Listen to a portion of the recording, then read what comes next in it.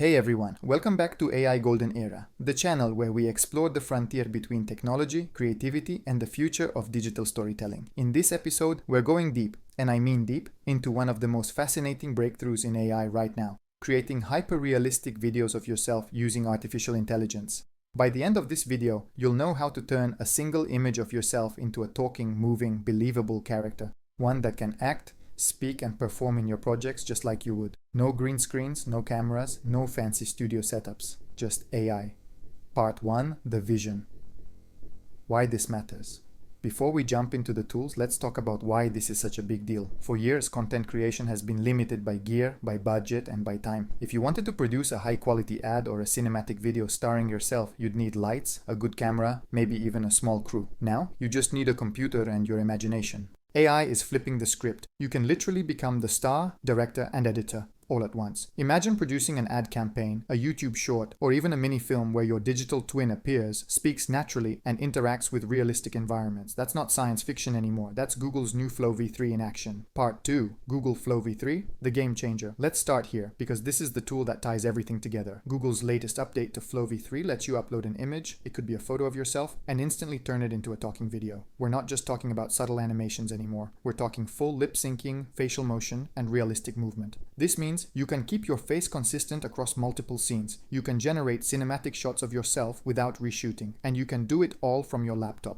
The update basically unlocks what creators have been begging for: consistency, control, and personality in AI video. Before this, there were workarounds using tools like Runway, Pika, and older Flow versions, but none of them allowed true character continuity. Now that barrier is gone. Part 3, setting the foundation, creating your digital twin. Let's build the foundation, your AI self. You'll need a set of high-quality images, ideally 20 to 70 shots, of your face and upper body from different angles. You can take these with your phone. Here's the checklist I recommend. Neutral lighting, preferably daylight or soft white. A mix of straight-on and angled shots. A few smiling, serious, and neutral expressions. Include full head-to-shoulder framing for variety. This dataset becomes the raw material for training your digital likeness.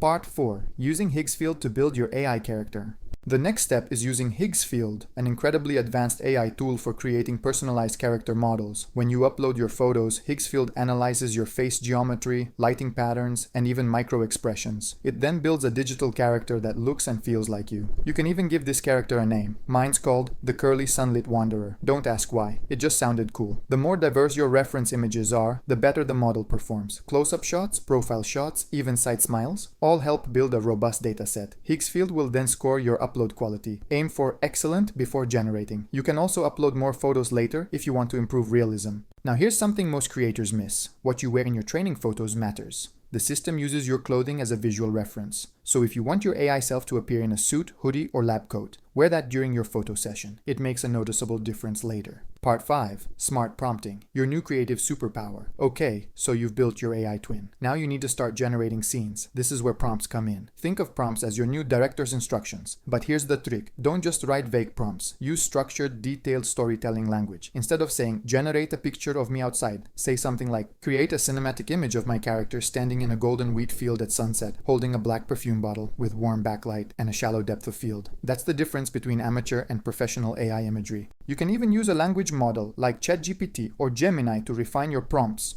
Tell it what model you're using, Higgsfield, Midjourney, etc., and ask it to write prompts optimized for that model. This saves hours of trial and error and gives you consistent, high-quality results. Part 6. Building cinematic scenes in Midjourney. Once you're happy with your base model, let's step it up with Midjourney, one of the most artistic AI image generators on the planet. Midjourney's strength is style. It can create images that look like movie stills, editorial photos, or luxury ad campaigns. Here's how to use it effectively for your digital self. Upload a reference photo of yourself. Go to the Omni reference section and upload your image. Adjust the strength slider. Somewhere between 100 and 150 usually gives the best balance between realism and creativity. Add descriptive detail. Mention your hairstyle, outfit, and expression. Example: a man with medium-length curly brown hair wearing a white shirt and beige hat standing in a sunlit field. If you skip this step, your outputs will look more generic. Combine strong text prompts with your photo, and Midjourney will reward you with cinematic, hyper-realistic portraits. And remember, AI is iterative. You'll probably generate 10 to 15 versions before you find the one. That's totally normal.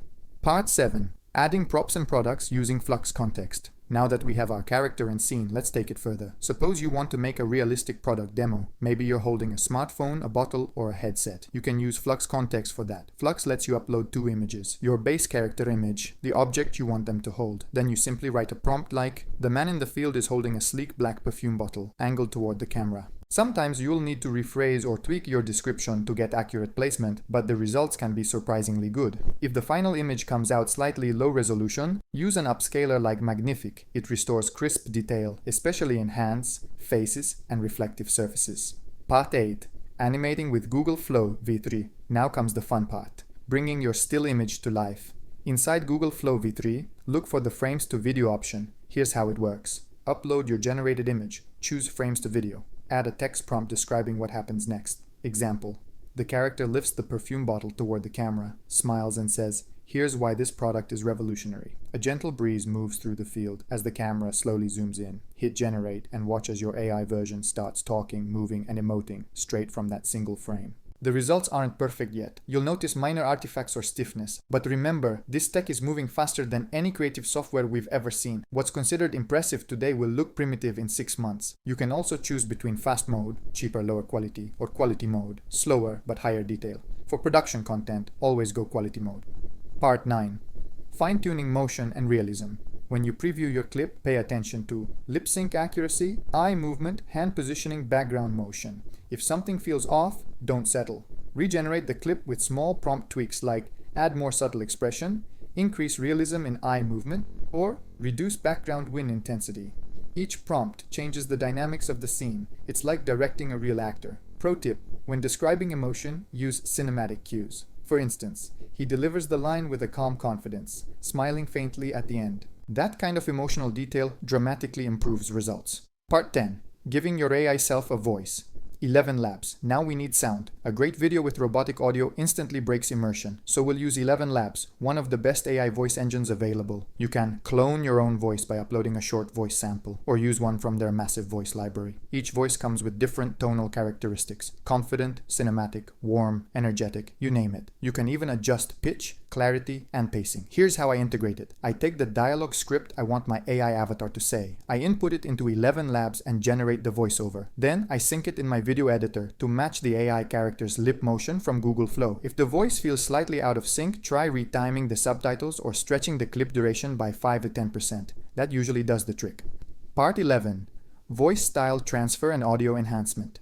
Let's say you already have an AI video with voice, but you want to change it. Maybe give it a deeper tone, a different accent, or a more cinematic sound. You can use 11 Labs voice changer feature. Just upload your original MP3 audio, pick a new voice, and it will style transfer your speech. Same timing, same emotion, but a totally new tone. This is especially useful for creating multiple characters or localizing your content for different audiences. English, Spanish, Italian, French, whatever you want. And for those who want absolute clarity, use a mastering plugin or tool like Auphonic or Adobe Podcast Enhance after the voice transfer. It polishes the audio for that crisp studio-grade finish.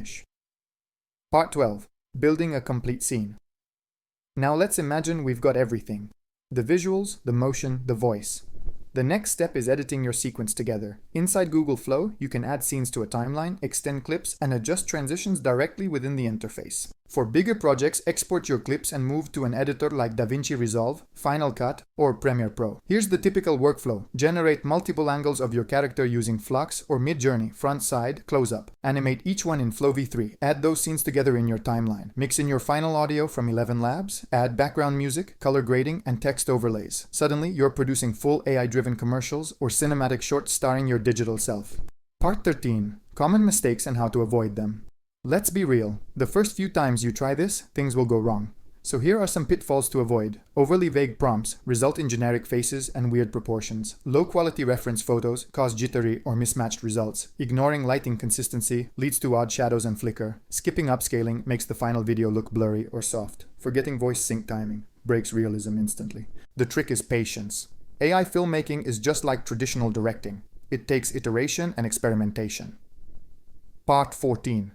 Creative possibilities. Now that you know the workflow, the fun really begins. Here are just a few creative ideas you could try. Turn yourself into a sci-fi movie protagonist. Create a digital presenter for your YouTube channel. Build AI brand ads that feature a digital ambassador. Produce explainer videos where your clone delivers the content. even build short stories or animated films entirely AI-driven. We're entering an era where one person can produce what used to require an entire studio. Imagine generating an entire 5-minute cinematic sequence with multiple AI characters, all voiced, lit, and animated, in less than a day. That's what's coming. Part 15. The future of AI video creation. Let's take a step back and talk about what this means. We're standing at the intersection of AI, film, and identity. Tools like Flow, Midjourney, and 11 Labs are breaking down the barriers between human creativity and machine precision. Soon, we'll have real-time AI avatars that respond to scripts instantly, full emotional control sliders, and instant translation with accurate lip syncing. Creators will produce multi-language content simultaneously. Studios will generate actors that don't exist, and individuals will have digital versions of themselves available 24/7 to create anything, without ever stepping in front of a camera. That's the future we're heading into. Part 16. Wrapping it all up. So let's recap what we covered today. We explored Google Flow v3, which can animate static images into speaking characters. We learned how to create your AI twin using Higgsfield. We refined prompts using language models like ChatGPT. We styled cinematic scenes in Midjourney. We added props and realism with Flux context. We upscaled and polished visuals using Magnific. We gave our AI characters natural voices using 11 Labs, and we assembled everything into full scenes using Flow and traditional editing software. If you follow this workflow, you can produce videos that look like high-end productions, entirely powered by AI. Final thoughts. What's happening right now with generative video is only the beginning. Think about it. Every new model update is basically a leap forward in creative autonomy. We're moving toward a world where the idea becomes the only thing that matters, not the tools or the gear. So if you're an artist, filmmaker, or creative technologist, this is your moment. Start experimenting. Start building your own digital presence. Because in the AI golden era, imagination is the new production budget. Thanks for watching. And if you want more deep dives into the future of creative AI, you know where to find me. This is AI Golden Era, and I'll see you in the next one.